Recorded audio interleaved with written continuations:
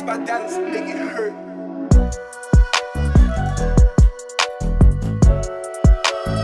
नमस्ते मेरी प्यारी जनतागण, कैसे हैं आप सब। I hope you all people are doing good, great and safe at your places. मेरा नाम है पलक राजपूत, आप सभी की कॉमर्स वाली दीदी एक बार फिर से स्वागत करती हूं आप सभी का पढ़ ले 11th कॉमर्स पे।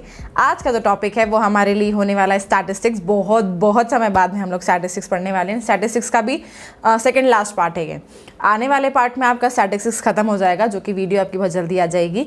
एंड ये आपका सेकेंड लास्ट पार्ट है स्टैटिस्टिक्स का, जहाँ पे आपके 3 चैप्टर एक साथ कवर हो जाएंगे। बुक में बहुत सारे चैप्टर गिवन है, पर क्योंकि एमसीक्यू लेवल से और ऐसे भी अगर हम देखें तो हम इन्हें एक कलेक्टिवली पढ़ सकते हैं, क्योंकि ये एक दूसरे से लिंक करे हुए ही चैप्टर्स हैं, इसलिए तीनों चैप्टर को साथ में पढ़ाया हुआ है। बुक में देखने जाओगे हर चैप्टर अलग अलग मिलेगा, तो बुक से पढ़ोगे तो सारे चैप्टर अलग मिलेंगे, लेकिन यहाँ पढ़ोगे तो तीनों चैप्टर आपको कलेक्टिवली मिल जाएंगे। ठीक है, तो बिना किसी देरी के हम वीडियो को स्टार्ट करते हैं। लेकिन सबसे पहले आई होप आप सबकी दिवाली बहुत ही मस्त रही होगी, एकदम मस्त फटाकेदार दिवाली रही होगी इस बार आप सभी की। एंड आई होप आप लोगों ने बहुत सारा एंजॉय किया होगा। लेकिन अब अपनी पढ़ाई पर वापस आ जाइए, क्योंकि ऑलमोस्ट 15 से सब लोगों के टर्म 1 हैं एंड 15 तारीख तक, मतलब 15 से ऑलमोस्ट स्कूल्स में टर्म 1 शुरू हो जाएंगे, 12th के भी और 11th के भी। पर क्योंकि हम तो 11th वाले हैं तो हमारे लिए स्कूल पेपर सेट करेगा। अब ये नहीं है कि स्कूल पेपर सेट करेगा तो ऐसा कर लेते हैं गाइस, क्या ही है, स्कूल वाले तो हैं कर देंगे, पर नहीं, उतनी ही सिंसियरिटी उतने ही डिसिप्लिन से पेपर देना है। आई नो हम थोड़ा सा लेट चल रहे हैं, पर कोई बात नहीं, हम 15 से पहले सारी चीज़ों को रिवाइज कर लेंगे और अच्छे से कर लेंगे। एंड तो अब चलो वीडियो को स्टार्ट करते हैं, क्योंकि ये टॉपिक बहुत इंपॉर्टेंट है आप लोगों के लिए। स्टैटिस्टिक्स में ये टॉपिक इसलिए इंपॉर्टेंट है क्योंकि ये आपको आगे भी काम आएगा, कहीं भी जाओगे ये टॉपिक बहुत इंपॉर्टेंट है और ये पहले से पढ़े हुए भी हैं, तो आपको थोड़ा सा मज़ा आने वाला है आज, थोड़ा सा ही आएगा क्योंकि पहले से पढ़े हुए हैं ये सारी चीज़ें। तो अब बिना किसी देरी के हम लोग वीडियो को स्टार्ट करते हैं। And before starting the video make sure कि आप सभी ने चैनल को सब्सक्राइब कर दिया, लाइक बटन को भी दबा दिया है और बेल आइकन को भी दबा दिया है, जिससे कि आपको कोई भी इंपॉर्टेंट अपडेट कभी भी मिस ना हो। साथ ही साथ डिस्क्रिप्शन बॉक्स में गिवन है टेलीग्राम चैनल की लिंक, जिसको आपने याद से फॉलो कर लेना है, क्योंकि अपडेट्स वहाँ पर भी आते रहते हैं। एंड अब पढ़ ले ऐप आ गई है तो उसको भी फॉलो करो, उसको भी डाउनलोड करो एंड उसको भी उस पर अपने आप को रजिस्टर करो। ठीक है, क्योंकि जितनी भी सारी चीज़ें होंगी, आपको जो भी स्टडी मटेरियल होगा, जो भी टेस्ट सीरीज़ होंगी, वो सारा का सारा मटेरियल आपको वहाँ पर प्रोवाइड करवाया जाएगा। जो भी नोट्स होंगे वो आपको वहाँ पर मिलेंगे। एंड आप हमें इंस्टाग्राम पर भी फॉलो कर सकते हैं @parle.in। तो चलो लेट्स बिगिन, बिकॉज क्योंकि हमारे पास में वक्त नहीं है। ठीक है, तो बिना किसी देरी के आज की सभा का प्रारंभ करते हैं। ये है आपका चैप्टर इकोनॉमिक्स का। इकोनॉमिक्स का हम लोगों को जो पार्ट 2 है, जो जिसमें हमको स्टैटिस्टिक्स पढ़ना है, तो उसमें आपको पढ़ना है कलेक्शन, ऑर्गेनाइजेशन और प्रेजेंटेशन। अब ये 3 चैप्टर अलग अलग पार्ट्स में डिवाइडेड हैं। सबसे पहले आपको बुक में मिलेगा collection, it is completely collection का एक अलग पार्ट बना हुआ है, ऑर्गेनाइजेशन में 2-3 पार्ट बने हुए हैं और प्रेजेंटेशन के भी 2-3 पार्ट बने हुए हैं। पर क्योंकि अगर हम लिंक करें तो पहले हमें कलेक्ट करना है, फिर उसको ऑर्गेनाइज करना और फिर प्रेजेंटेशन डालना है। ठीक है, बेसिकली हम चीज़ों को यही करते हैं। अब ये किस चीज़ की है, डेटा के बारे में सारी बातचीत है कि डेटा को पहले कलेक्ट करना है, उसको ऑर्गेनाइज करना और उसको प्रेजेंट करना है। तो ये सारी चीज़ें अगर आप कलेक्टिवली पढ़ोगे तो आपके बहुत सारे चैप्टर, मतलब मैक्स टू मैक्स 6 चैप्टर ऐसे हैं आपके, जो कि सिर्फ और सिर्फ इसी में डिवोट करे हुए हैं, प्रेजेंटेशन, ऑर्गेनाइजेशन और कलेक्शन के अंदर। ठीक है, और मीन मीडियन मोड वो भी अलग अलग पढ़ाया हुआ है, जो कि एक साथ ही लिंक कर सकते हैं। और क्योंकि इस बार एमसीक्यू है तो हमारे लिए 3 चैप्टर एक साथ पढ़ना बहुत ज़्यादा आसान है। ठीक है, तो चलो स्टार्ट करते हैं। सबसे पहले हम लोग पढ़ेंगे कलेक्शन। अब कलेक्शन ऑफ डेटा के लिए समझ में आना चाहिए सबसे पहले कि डेटा क्या है। तो जब हम लोगों ने इंट्रोडक्शन पढ़ा था स्टैटिस्टिक्स का, जहाँ पर हम लोगों ने स्टैटिस्टिक्स क्या होता है, कहाँ से आया है, स्टैटिस्टिक्स की डिसएडवांटेजेस, एडवांटेजेस, क्या क्या फील्ड्स होती हैं, ये सारा कुछ हम लोगों ने वहाँ देखा था। तो वहाँ पर हमने स्टैटिस्टिक्स की डेफिनेशंस देखी थी और वहाँ पर सिंगुलर और प्लूरल सेंस देखा था। तो प्लूरल सेंस में हमें ये बात बोल दी गई थी कि statistics in plural sense means information in terms of number, information in terms of number या फिर न्यूमेरिकल डेटा, सॉरी वो DATA है, information in terms of numerical data such as population statistics. अब हम लोग जो स्टैटिस्टिक्स देखते हैं कि पॉपुलेशन का स्टैटिस्टिक्स, एम्प्लॉयमेंट का स्टैटिस्टिक्स। अब स्टैटिस्टिक्स एम्प्लॉयमेंट या पॉपुलेशन से जैसे कैसे कि हमारे देश में कितनी पॉपुलेशन है, वो जो डेटा हम लोगों को पता है कि 137 करोड़ लोग हैं हम लोग आज की, और भी ज़्यादा ही होंगे, इससे ज़्यादा अभी सेंसस हो रहा है। एम्प्लॉयमेंट, हमारे यहाँ पे कितने लोग रोज़गार में हैं, कितने लोग बेरोज़गार हैं। ठीक है। वैसे हमारे यहाँ पे बेरोजगारी का डेटा ज़्यादा होता है क्योंकि हमारे यहाँ पे एजुकेटेड इलिटरेट बहुत हैं, पढ़े लिखे गंवार जिसे कहा जाता है, क्योंकि बहुत सारी डिग्रियाँ हासिल करने के बाद में व्यक्ति को ये लगता है कि मुझे किसी बड़ी पोस्ट पर ही जाना चाहिए, तो उसे छोटी पोस्ट ना उसके लिए ईगो को हर्ट कर जाती है, तो वो लोग भी जॉब करते नहीं, जिस वजह से वो लोग भी अनएम्प्लॉयमेंट में काम हो जाते हैं, कि वो लोग काउंट हो जाते हैं। तो इसीलिए एम्प्लॉयमेंट का स्टैटिस्टिक्स या फिर पब्लिक एक्सपेंडिचर, कि हमारे यहाँ पे जो भी वेलफेयर चीज़ें होती हैं, डैम्स बनना हो गया, ब्रिज बनना हो गया, रोड बनना हो गया, या जो भी चीज़ें होती हैं हमारे वेलफेयर के लिए, तो पब्लिक के ऊपर वो एक्सपेंडिचर कितना कराया जाता है उसका स्टैटिस्टिक्स, कि एक साल के अंदर हमने इतना एक्सपेंडिचर डाला था, अगले साल में उतना हुआ। तो डेटा मतलब किसी भी न्यूमेरिकल टर्म के अंदर रेफर करी हुई चीज़ जिसको आप न्यूमेरिकली डिस्क्राइब कर सकते हो।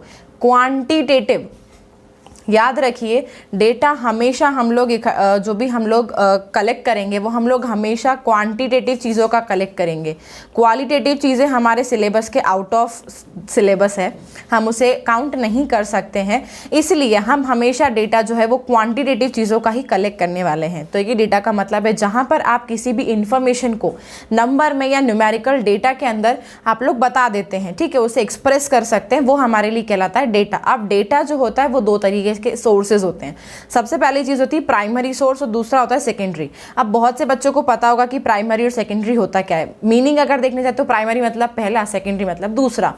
तो प्राइमरी डेटा वो होता है जिसको आपने for the very first time collect किया है, आप ही खुद स्वयं गए हैं, आपने अपने हाथ पैरों को, अपने दिमाग को, अपने आप को कष्ट दिया है, मशक्कत करी है उस डेटा को कलेक्ट करने के लिए, ठीक है। समझ लीजिए कि जो लोग वोट डालने आते हैं, हम लोग जब वोट्स आते हैं तो बहुत सारे लोग जो गवर्नमेंट ऑफिसर्स होते हैं वो घर घर जाकर ये पूछते हैं कि किसके पास में वोटर ID बना हुआ है या नहीं, आप लोगों के पास में वोटर ID है। बहुत से लोग ऐसे होते हैं जो वोटर ID होने के बावजूद भी वोट नहीं डालते हैं, ठीक है। That is very very bad thing, कि वो ऐसा नहीं करना चाहिए। हमारा वोटिंग हमारा अधिकार है और हमें चुनने का अधिकार है कि हम हमारा रिप्रेजेंटेटिव लेकर आ सकते हैं, तो उस चीज़ का हमें राइट अगर मिला है तो उसका यूज़ होना चाहिए। तो जब वोट्स डलते हैं उस वक्त गवर्नमेंट ऑफिसर घर घर जाकर ये पूछते हैं किसके वोटर ID बने हुए हैं, किसके नहीं बने हुए, तो वो लोग बनवाते भी हैं और बहुत सारी चीज़ें इन्फॉर्मेशन कलेक्ट करते हैं। तो वो हमारे लिए कहलाता है प्राइमरी सोर्स, ठीक है, क्योंकि वहाँ पर आप खुद जाकर बातचीत को कलेक्ट करें। आपको जो भी डेटा चाहिए, ज़रूरी नहीं कि वोटिंग हो सकता है, कुछ भी हो सकता है, घर में कितने लोग हैं, कौन कमाता है, कितना कमाता है, आप कितना खर्चा करते हैं, इन सारी चीज़ों का आपके पास में डेटा अवेलेबल होता है, ठीक है। हमारी भारत सरकार के पास में हमारी हर इंफॉर्मेशन होती है, ठीक है। ये बात जानकर आप सबको ऐसा लगेगा कि कैसे मैम, पर उनके पास में हर एक डेटा है। अब ऐसा नहीं है, वो एक अप्रॉक्सीमेट डेटा होता है कि इतने से इतने लोग इतना ही करते हैं, इतने से इतने लोग इतना ही करते हैं, हमारे यहाँ पे यूथ जनरेशन इतनी है, सिविल सिटीजन, सीनियर सिटीजन इतने हैं, और हमारे यहाँ पे न्यू बॉर्न बेबीज। तो इन सब का डेटा जब आप कलेक्ट करने निकलते हो तो वो आपके लिए कहलाता है प्राइमरी डेटा, क्योंकि आप उसकी पहली बार इंफॉर्मेशन निकाल रहे हैं, ठीक है। तो प्राइमरी सोर्स वो हो जाता है जहाँ पे आप पहली बार जाते हैं। प्राइमरी सोर्सेज बहुत सारे होते हैं, ठीक है, आपको बुक के अंदर भी गिवन होंगे, आपको हर जगह पता होते हैं। तो प्राइमरी सोर्स आपका रहता है कि आप खुद जा रहे हो, ठीक है, आपने स्वयं हेल्प करी है अपने आप की कि चलो ढूंढने चलते हैं। और ऐसा नहीं है कि एक दिन इच्छा हुई कि चलो आज डेटा कलेक्ट करते हैं। डेटा जब भी निकाला जाता है उसका मेन मोटिव होना चाहिए, आपको पता होना चाहिए कि आप क्यों जा रहे हैं। डेटा हमेशा आइडेंटिकल होना चाहिए, आपको उसका मेन मोटिव पता होना चाहिए कि आप क्यों निकाल रहे हैं, ठीक है। सपोज मान लीजिए जब वोट डलते हैं तो हम वोटर ID के सारा डेटा निकलता है कि कितने लोगों के पास में वोटर ID बना हुआ है। तो वो डेटा इसलिए निकाला जाता है क्योंकि हमारे देश में जितनी जनसंख्या है उसमें से कितने लोगों के पास में वोटर ID है, फिर उससे निकल के मालूम चलता है कि हमारी जनता कितनी जागरूक है, ठीक है। पहले वोटर ID का डेटा कलेक्ट करा जाता है, फिर देखते हैं कि वोटिंग किस किस ने डाली है, क्योंकि वो कलेक्ट तो काउंट तो होते ही है ना। तो वो सब निकलता है कि वोटर ID बने हुए हैं इतने, फिर भी इतने कम वोट डाले। जनरली मम्मीज़ वोट देने नहीं जाती हैं, घर के काम में व्यस्त हो जाते हैं लोग। बहुत से लोग गाँव में रहते हैं, उनके वोटर ID बन जाते हैं। वो बनते भी कैसे, उन्हें लोन की ज़रूरत होती है और बैंक में सबसे पहले आपसे वोटर ID या पैन कार्ड मांगा जाता है, तो वो उस चक्कर में है, लेकिन वोट कभी नहीं डाले जाते। पर क्योंकि अभी धीरे धीरे डेवलपमेंट हो रहा है, डियर मोदी जी ने, रिस्पेक्टेड मोदी जी ने बहुत सारी बहुत सारे अच्छे काम करे हैं, तो उन्होंने उसमें अपने आप को कि हर व्यक्ति, मेरा वोट मेरा अधिकार, बहुत सारी चीज़ें, बहुत सारे स्लोगन निकाले। तो अब थोड़ा सा डेवलपमेंट और थोड़ा सा अवेयरनेस आगे आई है इस चीज़ में। तो प्राइमरी सोर्स मतलब कि जहाँ पर आप पहली बार जा रहे हो और पहली बार चीज़ें कलेक्ट करी जा रही हैं। सेकेंडरी सोर्स मतलब होता है कि जहाँ पर डेटा ऑलरेडी कलेक्टेड था उसको आप वहाँ से इंफॉर्मेशन ले रहे हैं। सपोज मान लीजिए पॉपुलेशन का डेटा कलेक्टेड है, ठीक है, हमारे स्टैटिस्टिकल डिपार्टमेंट में वो डेटा है कि हमारे देश में कितने लोग हैं। तो अगर किसी को किसी रेफरेंस में उसको यूज़ करना है तो वो वहाँ जाएगा अपने रेफरेंस पे और उसको वहाँ से इस्तेमाल कर सकता है। तो वो सेकेंडरी सोर्स हो जाएगा कि जहाँ आप जिन लोगों ने प्राइमरीली डेटा को कलेक्ट किया हुआ था वहाँ से आप उनकी हेल्प से जो डेटा लेते हो तो वो कहलाता है आप लोगों के लिए सेकेंडरी सोर्स बन जाना, ठीक है, सेकेंडरी डेटा कहलाता। एक ऐसे स्टैटिस्टिशियन ने बोला है कि डेटा उसी तरीके से जैसे अगर किसी के फर्स्ट हैंड में है तो वो प्राइमरी हो जाएगा, और अगर किसी और के हाथ में चला जाता है तुरंत ही तो वो सेकेंडरी डेटा बन जाता है, ठीक है। तो डेटा जो है हमारे साथ में बहुत ऐसे पोलाइट है कि एक हाथ में प्राइमरी और दूसरे हाथ में आते ही वो सेकेंडरी हो जाता है। अब जो बात याद रखने वाली है वो ये बात है कि प्राइमरी सोर्स से निकला हुआ डेटा कहलाता है प्राइमरी डेटा, जो कि पहली बार में आप लोगों के इस्तेमाल में आया हो या पहली बार ही किसी चीज़ की इन्फॉर्मेशन निकाली हो, उससे पहले उसको ना तो कभी इस्तेमाल किया गया था ना तो कभी यूज़ किया गया था, ठीक है। सेकेंडरी सोर्स से निकाला डेटा को कहते हैं सेकेंडरी डेटा, ठीक है, जिसको आप सेकेंड टाइम में इस्तेमाल रह रहे हैं या आपको कुछ कैलकुलेट करना है, कुछ पता करना है, आपको कहीं आर्टिकल डालना है, तो उसलिए आप प्राइमरी सोर्स की हेल्प से आप वो डेटा को लेते हैं, जिससे वो आपके लिए कहलाता है सेकेंडरी डेटा या फिर सेकेंडरी सोर्सेस, ठीक है।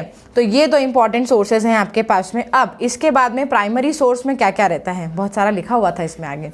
प्राइमरी सोर्स में डेटा लिखा हुआ है जहाँ पे वो बोलता है आपसे कि implies collection of data from its source of origin, पहली बार और ओरिजिनल, जहां आप व्यक्ति टू व्यक्ति या जो भी चीज़ें आपको जिस भी बारे में कलेक्शन लेना है तो आप पहली बार उसके ओरिजिन से ही आप उसे डेटा प्राप्त करते हो। It offers you first hand quantitative, याद रखें हमेशा डेटा क्वांटिटेटिव ही निकलेगा, हम क्वालिटेटिव नहीं निकालेंगे अभी तो हाल फिलहाल, ठीक है, बाद में कभी निकाल लें तो निकाल लेंगे। तो आपको ये क्वांटिटेटिव इन्फॉर्मेशन देता है relating to your statistical study. अब आपको जिस भी चीज़ के लिए स्टडी करना है उसके लिए आपको ये फर्स्ट हैंड, बोलते हैं ना फ्रेश हैंड होता है, फर्स्ट हैंड होता है, तो ये आपके लिए फर्स्ट हैंड डेटा, वो भी क्वांटिटेटिव इन्फॉर्मेशन निकाल के देता है। वो कौन होता है हमारे लिए, प्राइमरी सोर्स, ठीक है, जहाँ से आपको डेटा पहली बार और फ्रेश मिलता है, बिल्कुल एकदम चमचमाता हुआ। अब आता है सेकेंडरी, जहाँ पर आपको implies collection of data from some agency और इंस्टीट्यूशन। अब प्राइमरी सोर्स वालों ने इस डेटा को कलेक्ट किया होगा और कोई ना कोई एजेंसी या इंस्टीट्यूट में रख दिया होगा। स्टैटिस्टिक्स के इंस्टीट्यूशंस होते हैं, बहुत सारी चीज़ें होती हैं, ठीक है। लाइब्रेरी में भी जाते हैं आप लोग, वहाँ भी डेटा कलेक्टेड रखे हुए होते हैं, स्कूल्स के डेटा होते हैं। तो आपको किसी भी चीज़ का चाहिए हो तो आप वहाँ पर पर्टिकुलर इंस्टीट्यूशन में जाके या किसी एजेंसी में जाके जब आप वहाँ पर कलेक्ट करते हो, ठीक है, आपके स्टैटिस्टिकल सर्वे के थ्रू पे कि हमें इसकी हेल्प चाहिए। जैसे अगर हमारे भारत सरकार को पता करना है कि कितने बच्चे स्कूल में जाते हैं या जो भी अगर स्कूल से रिलेटेड है तो लोग अपने अलग अलग स्कूल्स में जाएंगे, ठीक है, हर एरिया में, हर स्टेट में, ठीक है, हर शहर में, हर गांव में स्कूल वाले अपने अपने डेटा को लेंगे जो स्टैटिस्टिकल सर्वे करने आया है। तो वो उनके लिए जो स्टैटिस्टिकल सर्वे कर रहे हैं वो उनके लिए बन जाएगा सेकेंडरी डेटा, क्योंकि जो पहले जो प्राइमरी डेटा है वो किसके लिए रहेगा, स्कूल वालों के लिए, क्योंकि उन्होंने इन्फॉर्मेशन हमसे प्राप्त करी थी, हमसे ली थी, ठीक है, हमसे कलेक्ट करी थी। आप लोगों को अगर कभी याद हो, आप लोगों के स्कूल में कभी ऐसा हुआ हो, अभी तो कोविड टाइम्स है पर अब तो खुल गए हैं स्कूल, ठीक है, तो बहुत बार आप लोगों से बहुत सारे फॉर्म फिलअप करवाए जाते हैं जिसमें आपका address, mobile number, email ID और बहुत सारे बैंक डॉक्यूमेंट्स और बहुत सारी चीज़ें कि हमको इसके लिए काम रहेगा, ट्रांसफर सर्टिफिकेट के लिए काम रहेगा, मार्कशीट के लिए काम आएगा। तो वो डेटा जो रहता है वो स्कूल कलेक्ट करता है, तो उस स्कूल के लिए कौन सा आ जाएगा, वो प्राइमरी। लेकिन जब अगर स्टैटिस्टिकल सर्वे वाले करने आते हैं कि हमें गवर्नमेंट ने बोला है कि हमें पता करना है कितने लोग स्कूल जाते हैं या कुछ भी इंफॉर्मेशन निकालनी है, तो उनके लिए वो डेटा बन जाएगा सेकेंडरी सोर्स, क्योंकि वो किसी इंस्टीट्यूशन या एजेंसी से लेते हैं। Sorry, it does not offer you first hand information relating to your study, क्योंकि वो ऑलरेडी किसी और के द्वारा कलेक्टेड करा हुआ है, तो वो आपके लिए फर्स्ट हैंड नहीं होगा। वो आपके लिए वही होगा कि आपको बाइक चाहिए तो आपके पापा ने सेकंड हैंड दिला दी आपको, ठीक है, तो आपको कुछ डेटा चाहिए था तो आपने सेकंड हैंड जिसने पहले किसी ने कलेक्ट करके रखा हुआ था तो आपने उससे हेल्प लेके अपनी स्टैटिस्टिकल सर्वे को या अपने स्टैटिस्टिकल स्टडी को कंप्लीट किया है। तो it does not offer you first hand information, ठीक है, आपको यहाँ से जो इन्फॉर्मेशन मिलती है वो कौन सी इन्फॉर्मेशन होती है, वो बन जाती है हमारे लिए सेकेंड हैंड। ठीक है, तो ये प्राइमरी सोर्स और सेकेंडरी सोर्स के बारे में थे। प्राइमरी सोर्स जो ओरिजिन से निकला हुआ डेटा है, बिल्कुल शुद्ध शाकाहारी फर्स्ट हैंड, और सेकेंडरी सोर्स जहाँ पर आप किसी इंस्टीट्यूट या एजेंसी से जहाँ पर ऑलरेडी डेटा कलेक्टेड है वहाँ पर जाके आप अपने स्टैटिस्टिकल सर्वे के लिए या स्टडी के लिए हेल्प लेते हो, तो वो कहलाता है आप लोगों के लिए सेकेंडरी सोर्स। ठीक है, बहुत ज़्यादा नहीं पढ़ना है इसके अंदर, हमें बस याद रखना है प्राइमरी सोर्स क्या और सेकेंडरी सोर्स है, क्योंकि MCQ है तो इतना ज़्यादा नहीं जाना है। ठीक है, अब प्रिंसिपल डिफरेंस की सेकेंडरी और प्राइमरी में डिफरेंस क्या हो सकता है, ये पूछ सकते हैं, एक मार्क्स में क्वेश्चंस आ सकते हैं, या तो डायरेक्टली आपसे यही सारी चीज़ें पूछ लें कि इन तीनों के बारे में बोल दिया जाए, या फिर और भी पूछ सकते हैं। जैसे सबसे पहले आता है डिफरेंस इन ओरिजिनलिटी। अब अगर मैं आपसे ही पूछूं इतना पढ़ाने के बाद में कि ओरिजिनल कौन सा होगा, तो आप लोग हमेशा बोलोगे कि ओरिजिनल हमारे लिए हमेशा बनेगा प्राइमरी, क्योंकि वो मैंने खुद लिया है। ठीक है, वो मैंने खुद लिया है, मुझे मालूम है कि वो इन्फॉर्मेशन कितनी सच्ची है। अब अगर कोई सेकेंडरी की बात करे तो हो सकता है इन्फॉर्मेशन ओरिजिनल ना हो। ठीक है, कोई झूठी इन्फॉर्मेशन दे सकता है, कुछ भी हो सकता है, मैंने वो कलेक्ट नहीं करी, किसी सामने वाले ने कलेक्ट करी, हो सकता है उसने गलत इन्फॉर्मेशन निकाली हो। ठीक है, तो ओरिजिनलिटी के मामले में प्राइमरी 100% आता है, सेकेंडरी उतना नहीं आ पाता, रिलायबल नहीं है। सुटेबिलिटी ऑफ ऑब्जेक्टिव्स में भी यही रहता है कि प्राइमरी का ऑब्जेक्टिव ज़्यादा सुटेबल होता है आप लोगों के लिए, क्योंकि सेकेंडरी का आप सिर्फ अपनी स्टडी के लिए काम कर रहे होते हैं। ठीक है, अब कॉस्ट ऑफ कलेक्शन प्राइमरी में ज़्यादा होती है, सेकेंडरी में तो फ्री फंड में श्रीखंड मिल रहा होता है, ऑलरेडी सारी चीज़ें बनी हुई हैं, 56 भोग थाल बनी हुई हैं, सिर्फ आपको खाना होता है। तो कॉस्ट ऑफ कलेक्शन जो होता है, क्योंकि बहुत पैसा खर्च होता है। ठीक है, आप लोग क्या समझते हैं, जब हमारा सेंसस होता है, पॉपुलेशन का सर्वे होता है, काउंटिंग होती है हर चीज़ की, खंड पैसा वेस्ट तो नहीं बोल सकते, पर हाँ बहुत एक्सपेंडिचर आता है, बहुत। ठीक है, आप लोग ऐसा नहीं है कि बहुत ऐसा भी कि हमको पता नहीं हो, पर हाँ खर्चा बहुत होता है इनके कॉस्ट ऑफ, क्योंकि गवर्नमेंट ऑफिसर को अपॉइंट करना, फिर कि रिलायबिलिटी चेक करना कि कोई बायसनेस नहीं दिखाएगा, यहाँ पे सब लोग अपना काम ईमानदारी से करेंगे, कोई किसी चीज़ को छोड़ेगा नहीं, वैसे कम ही मिल पाते हैं ऐसे लोग, पर ठीक है। तो कॉस्ट ऑफ कलेक्शन प्राइमरी में ज़्यादा लगता है, क्योंकि वहाँ पर आप ओरिजिन के पास में जा रहे होते हैं। ठीक है, तो आपको हर जगह जाकर, घर घर जाकर जिस भी चीज़ का डेटा कलेक्ट करना है आपको, तो वो खुद ही करना है, तो उसके लिए कॉस्ट ऑफ कलेक्शन ज़्यादा होता है। पर क्योंकि सेकेंडरी डेटा में आपको सिर्फ इंस्टीट्यूट जाना है और वहीं से आपको कलेक्ट करके लाना है, तो वहाँ पर कॉस्ट ऑफ कलेक्शन कम होता है एज कम्पेयर टू प्राइमरी। तो ये तीन मेन डिफरेंस है जहां पर आपको याद रखना है। ओरिजिनल प्राइमरी ज्यादा होता है, सेकेंडरी कम होता है। सुटेबिलिटी ऑफ ऑब्जेक्टिव भी प्राइमरी की ज्यादा होती है, सेकेंडरी की नहीं होती है। थर्ड, डिफरेंस ऑफ कॉस्ट में जो है हमारा कॉस्ट ऑफ कलेक्शन, वो प्राइमरी का सबसे ज्यादा होता है, क्योंकि उसमें सबसे पहली बार डेटा आ रहा है, इसलिए पैसे ज्यादा लगते हैं, पर सेकेंडरी में उतना नहीं होता है। ठीक है, अब इसके बाद में है आपके पास में मोड्स ऑफ कलेक्शन। अब डेटा कलेक्ट करने के लिए बहुत सारी चीजें होती हैं। ठीक है, तो अगर आपको प्राइमरी डेटा निकालना हो, अब प्राइमरी से हम लोगों ने सीखा कि प्राइमरी डेटा भाई वो व्यक्ति होता है जिसको मैं पहली बार कलेक्ट कर रही हूँ, तो उसके लिए ये कुछ 4 मेथड्स हैं। हाँ, 4 मेथड्स है जहाँ पर आप प्राइमरी डेटा ले सकते हैं। सबसे पहले डायरेक्ट पर्सनल इन्वेस्टिगेशन, आपको जिस व्यक्ति की इन्फॉर्मेशन निकालनी है आप डायरेक्टली उससे बात कर लीजिए। ठीक है, सपोज मान लीजिए किसी आपको स्टूडेंट से बात करनी है, तो हमारे स्कूल वाले हमको बुलाते हैं ना ऑफिस में, आपका नाम क्या है, पता क्या है, ये क्या है, वो क्या है, ये क्या है, तो वो हो गई आपकी डायरेक्ट पर्सनल इन्वेस्टिगेशन, जहाँ पे आपको बुलाया गया, आपसे आपकी स्वयं इन्फॉर्मेशन ली। आप खुद तो झूठ बोलोगे नहीं, अनटिल और अनलेस आपको बताना ही नहीं है कि मैं कौन हूँ, क्या हूँ। ठीक है, आपको गेम खेलना है कि ढूंढो मैं कौन हूँ। ठीक है, तो डायरेक्ट पर्सनल इन्वेस्टिगेशन में जिससे आपको इन्फॉर्मेशन निकालनी, उससे स्वयं जाकर आप इंटरव्यू ले लेते हैं और आपकी इन्फॉर्मेशन आपके हाथ में आ जाती है। इनडायरेक्ट पर्सनल ओरल इन्वेस्टिगेशन होती है, मतलब शादी वाला मामला। अब यहाँ मैंने शादी वाली बात क्यों निकाली है, हम सब भारत देश से हैं। ठीक है, भारत देश से ही हैं हम लोग सब, पर आप लोगों ने देखा होगा कि जब अरेंज मैरिजेस होते हैं, तो जब भी लड़के वाले लड़की वाले के यहाँ पे देखने आते हैं, लड़की वाले लड़के वाले के यहाँ जाते हैं, तो वो लोग पहले आसपास पता करते हैं कि लड़का कैसा है, लड़की कैसी है, ख़ानदान कैसा है। तो यहाँ पर मेरा समझाने का मतलब क्या है आप लोगों को, कि मेन पार्टिसिपेंट कौन है, लड़का और लड़की, दूल्हा और दुल्हन, उन लोगों से बात नहीं होती है, आसपास के मोहल्ले वाले से पूरी बातचीत हो जाती है कि लड़की कैसी है। किसी और के साथ में तो ABCD वाला मामला नहीं है ना, तो वहाँ पर आप जो मेन व्यक्ति है उसको छोड़कर बाकी जनता से बातचीत करके आ जाते हैं। वो होती है आपकी इनडायरेक्ट ओरल इन्वेस्टिगेशन, जहाँ पर जो मेन इन्फॉर्मेटिव है, आपका जो इंटरव्यूअर है, ठीक है, वो आपसे ना पूछते हुए वो किसी और से आपके बारे में इंफॉर्मेशन निकालेगा। अब इसका डिफेक्टिव भी है, क्योंकि दूसरे लोग तो चढ़ाने के लिए दूसरे लोग अपने घुन्नस में या कुछ भी चीज़ें हो सकती, गलत डेटा दे सकते हैं, ठीक है।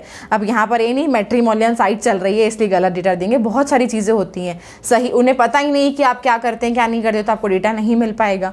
तो इसलिए इनडायरेक्ट ओरल इन्वेस्टिगेशन का ये डिफेक्ट है कि वहाँ पर इंफॉर्मेशन सही हो, ये 100% श्योरिटी नहीं होती है, ठीक है। तो समझ में आया, जहाँ पर आप मेन व्यक्ति को छोड़कर बाकी सबसे उसके बारे में इंफॉर्मेशन पता करते हैं कि वो क्या करता है क्या नहीं करता है, सारी चीज़ें आपको पता चल जाती हैं। फिर इंफॉर्मेशन फ्रॉम लोकल सोर्सेज और करस्पॉन्डेंट से भी वही है कि आप लोकल सोर्सेज से वहाँ पर जाके उनके बारे में पता करते हैं, जिस किसी भी चीज़ के बारे में आपको पता करना है उसकी, ठीक है। फिर है क्वेश्चनरीज। अब क्वेश्चनरीज और स्केड्यूल जो होता है ये इलेक्ट्रॉनिक मीन्स से होता है। यहाँ पर क्योंकि हमारा इंडिया जो है वो डेवलप बहुत ज़्यादा ही हो रहा है, तो यहाँ पर उन लोगों ने कुछ इलेक्ट्रॉनिक मीन्स निकाले हैं जिससे कि आप इंफॉर्मेशन निकाल सकते हैं, ठीक है। सबसे पहला होता है मेलिंग मेथड। अब वहाँ पर आपको एक मेल फॉर्मेट में बहुत सारा चार्ट गिवन होता है, पूरा आपका नाम, पता, माता पिता का नाम, email ID, phone number, mobile number, address, pin code, voter ID का कार्ड, आधार कार्ड नंबर, हर चीज़, स्कूल जाते हो, ऑक्यूपेशन, मतलब एक बैंक में जब आप लोग अपने आप को रजिस्टर कराते हैं, अकाउंट ओपन करवाते हैं, तो जितना आपको इन्फॉर्मेशन डालनी पड़ती है ना, वही सेम आपको मेलिंग मेथड में भी रहती है, जहाँ पर आपको मेल कर दिया जाता है आपको वो पूरा क्वेश्चंस का चार्ट जो भी उनको पूछना है आपसे, और फिर वो पर्टिकुलर रिसिप्टेंट जो हैं वो अगर रिप्लाई कर दें तो बहुत ही अच्छी बात है, नहीं करें तो फिर ढूंढते रहो उनको, ठीक है। तो मेलिंग मेथड में आपको यही देखना होता है कि जो लोग भी जिनको भी आपने दिया उनको आप पर्टिकुलर मेल कर देते हैं वो आपका जो भी क्वेश्चन का चार्ट है, और फिर वो उसके ऊपर उनको बस टिक करके आपको वापस उनको ईमेल करना होता है। तो ये इलेक्ट्रॉनिक मीन्स पे है। आपसे क्वेश्चन में पूछा जा सकता है कि प्राइमरी डेटा के इलेक्ट्रॉनिक मीन्स के दो सोर्सेज क्या हैं, दो मेथड्स क्या हैं, तो आप बता सकते हैं एक मेलिंग मेथड होती है, एक इन्यूमरेटर्स मेथड होती है। अब मेलिंग मेथड तो पढ़ ली हम लोगों ने, अब देखते हैं इन्यूमरेटर्स मेथड।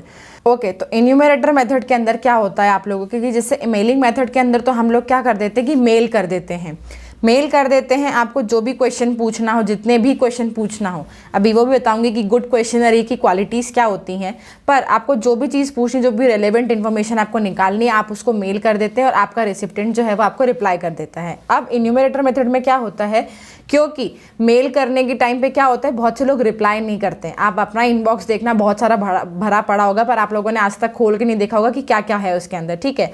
तो कई बार मिस हो जाता है, वो लोग रिप्लाई नहीं कर पाते हैं।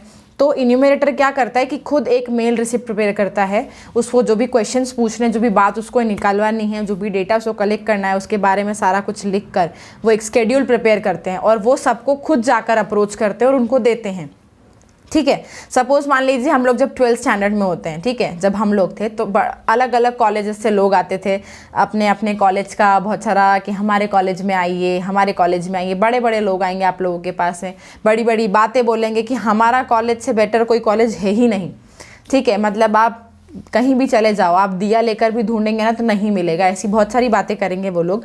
तो वो आप लोगों से एक फॉर्म फिल करवाते हैं, फिर वो आपको टाइम टाइम पे फ़ोन लगाते हैं कि हम बोल रहे हैं इस कॉलेज से आप लोगों ने एडमिशन ले लिया, ये कर लिया, वो कर लिया। तो एन्यूमरेटर उस वक्त क्या करता है कि वो खुद जाता है, खुद पहुँचता है उन लोगों से जिसको उससे इन्फॉर्मेशन निकलवानी है, और पूरा स्केड्यूल प्रिपेयर करके उनको देता है, और उसके अंदर वो उनसे क्वेश्चंस पूछ लेता है।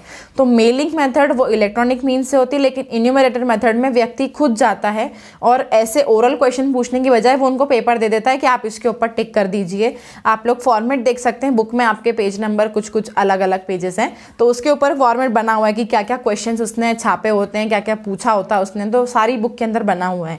NCERT के अंदर भी है, VK ओरी में भी है, और संदीप गर्ग में भी है, ठीक है। तो बहुत सारे लोगों के इसमें बना हुआ है, तो आप वहाँ पर देख सकते हैं कि क्वेश्चनरी का फॉर्मेट क्या होता है। खैर फॉर्मेट आप लोगों से पूछेंगे नहीं, इसलिए मैंने यहाँ पे बताया भी नहीं है, पर फॉर्मेट अगर देखना चाहते हैं तो बुक में देख सकते हैं। अब गुड क्वालिटीज़ क्या होती है क्वेश्चनरी की, जो क्वेश्चन पूछ रहा होता है। सबसे पहले क्वेश्चन कॉम्प्लेक्स नहीं होना चाहिए, मतलब ऐसे बोलते हैं ना, बिल्कुल टिप पॉइंट टू पॉइंट होना चाहिए, उसने ज़्यादा बकवास नहीं करनी चाहिए, ऐसे जलेबी की तरह घुमा फिरा के बात नहीं करे। जो पूछना है सिंपल तरीके से पूछो और तुरंत पूछो, ऐसा भी नहीं कि मस्त कुछ बात करने आए थे और भाई साहब दिवाली कैसी रही आपकी, मस्त एक नंबर, ऐसी बातें नहीं हो। वहाँ पर जो बात करनी थी उस बात को ही करें, ज़्यादा और भी इररिलेवेंट इन्फॉर्मेशन नहीं होनी चाहिए।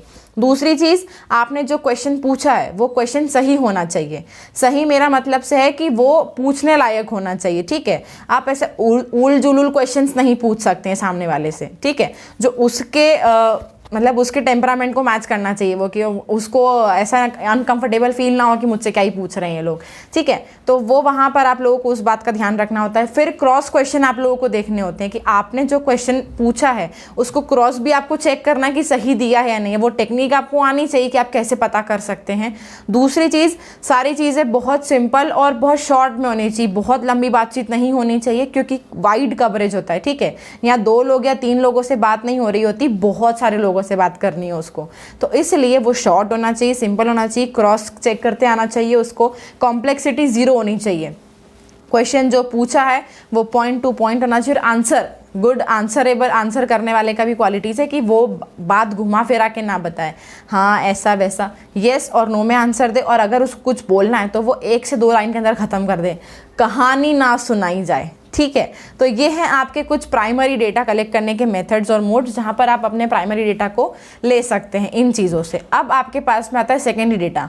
अब ये तो बहुत ही ईजी होता है हमारे लिए, क्यों? क्योंकि हमारे कुछ डेटा ऐसे होते हैं जो पब्लिश्ड होते हैं, ठीक है। बड़ी बड़ी बैंक्स के बारे में, हमारे भारत देश के बारे में, अलग अलग इंडस्ट्रीज़ के बारे में कोई ना कोई जर्नल, कोई ना कोई बुकलेट के अंदर छप कर ही आता होता है डेटा, ठीक है। लाइट कितनी जा रही है गाइस, कोई बात नहीं। हाँ, तो कलेक्शन ऑफ सेकेंडरी डेटा के अंदर ये है आप लोगों के पास में कि पहले तो आप पब्लिश सोर्सेज से कलेक्ट कर सकते हो, दूसरा आप अनपब्लिश सोर्स से भी कलेक्ट कर सकते हो। पब्लिश सोर्स में कौन कौन आ जाएंगे? जो गवर्नमेंट पब्लिकेशंस हैं, जो भारत सरकार के पब्लिकेशन है, वहाँ से आप डेटा कलेक्ट कर सकते हैं।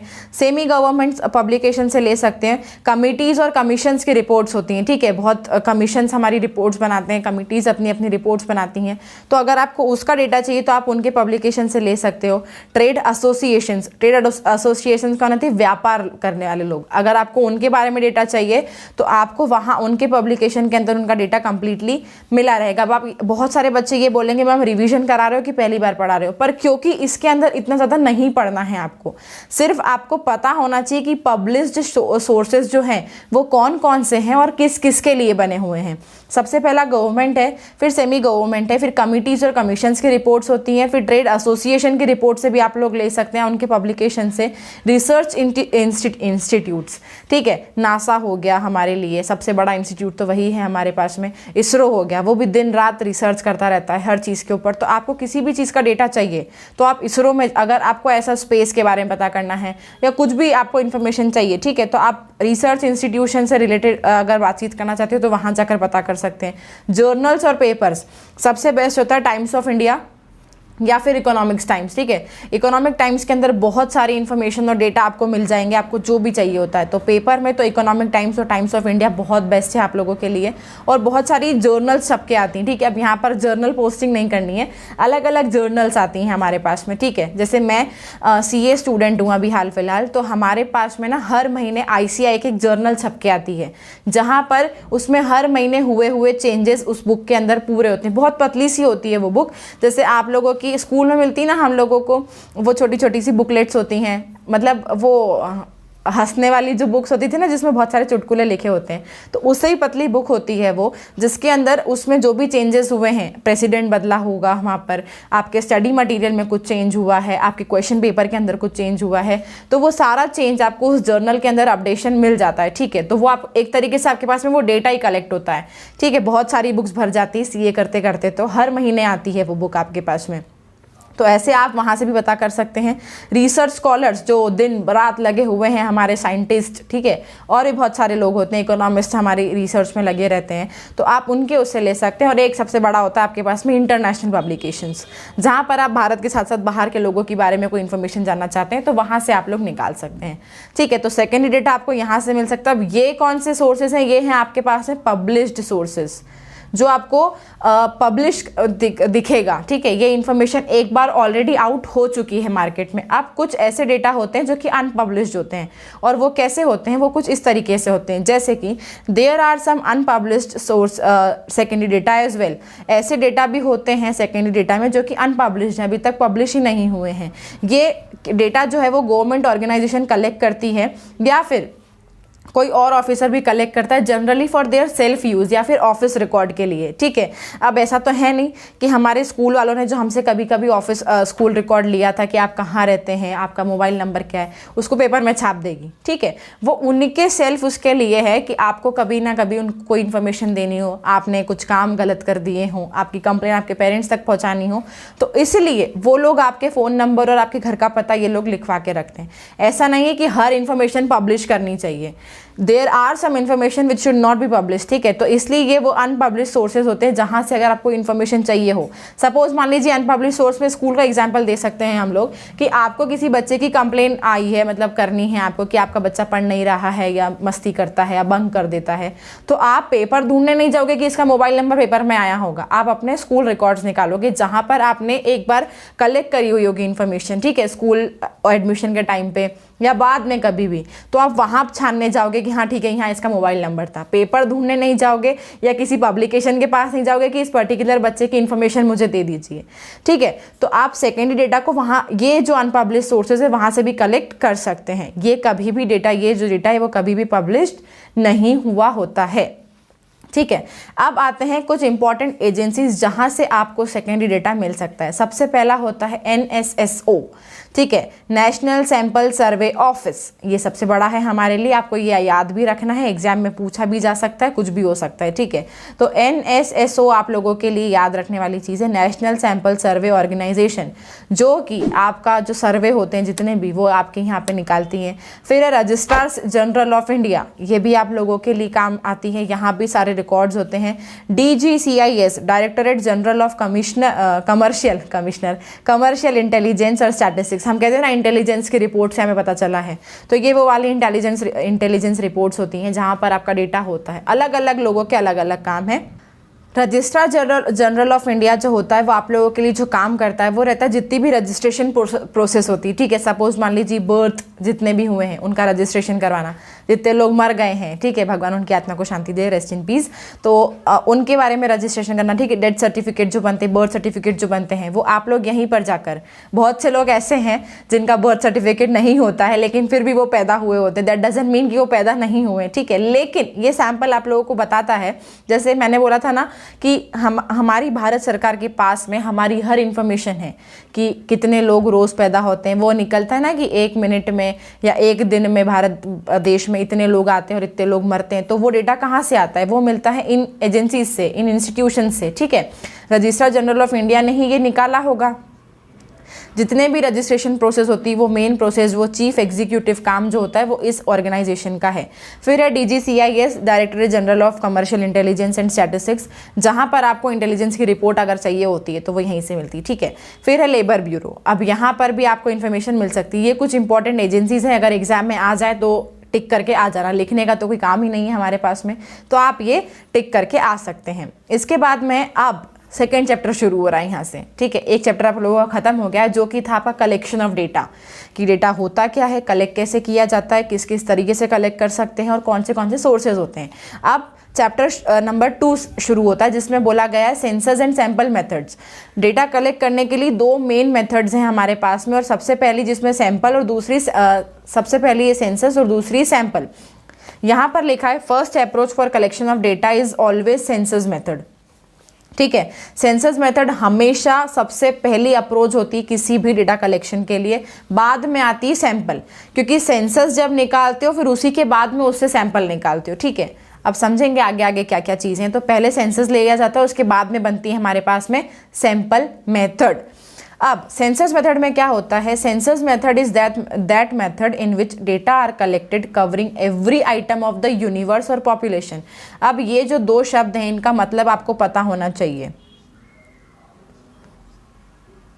यूनिवर्स और पॉपुलेशन का मतलब होता है कि उस पर्टिकुलर चीज़ के बारे में जिसका आप इंफॉर्मेशन ले रहे हो, तो कलेक्टिवली उस व्यक्ति को बोला जाएगा यूनिवर्स। सपोज मान लीजिए अभी हम इंडिया की पॉपुलेशन का सर्वे कर रहे हैं, तो वो पॉपुलेशन जो आइटम है हमारे लिए वो बन जाएगा यूनिवर्स, कि हर एक व्यक्ति आना चाहिए उसके लिए, ठीक है। यूनिवर्स मतलब ऐसा नहीं स्टार्स, स्काई, मून और सबको काउंट कर लिया, ठीक है। तो वो जो आप जिस भी आइटम के बारे में या जिस भी व्यक्ति के बारे में इंफॉर्मेशन निकालने वाले हैं, तो वो पर्टिकुलर यूनिट जो है वो आपकी यूनिवर्स या पॉपुलेशन के नाम से जानी जाएगी। ठीक है, पॉपुलेशन ज़रूरी नहीं है कि इंसानों की हो, कोई भी बन सकता है। जो भी आप आइटम के बारे में सर्वे कर रहे हैं तो वो कलेक्टिवली आपके लिए पॉपुलेशन ही कहलाएगा और आने वाली हर जगह आपको पॉपुलेशन पढ़ने को ही मिलने वाला है।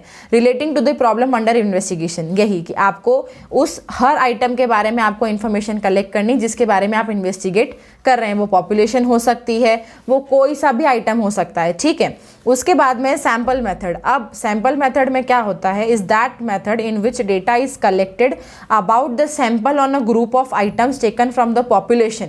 अब हमने जो सेंसस में पॉपुलेशन ली थी उसमें से हम कुछ रैंडम लोगों को लेकर आते हैं और उनसे चीज़ें पूछताछ करते हैं। फॉर मतलब taken from population for examination and conclusions are drawn from their basis. अब उन्होंने जो बात बताई होगी उसके बेसिस पे हम लोग कंक्लूजन निकालेंगे। जैसे यहाँ पर नीचे जो आपको पिक्चर बताई गई है उसमें बोला है कि पॉपुलेशन का मतलब क्या हो जाएगा कि आपने इतने लोगों का सेंसस निकाला है। ठीक है, ये सेंसस कलेक्ट किया है आपने और उनका ये सैंपल है कि इतनी सारी पॉपुलेशन के जो ये 4 लोग रिप्रेजेंटेटिव हैं, कि हमने एक ग्रुप डिसाइड कर लिया और उसमें से 2 लोगों को आगे कर दिया, कैप्टन जिसको कहते हैं, कि वो कैप्टन के पास में हर चीज़ की इन्फॉर्मेशन होगी।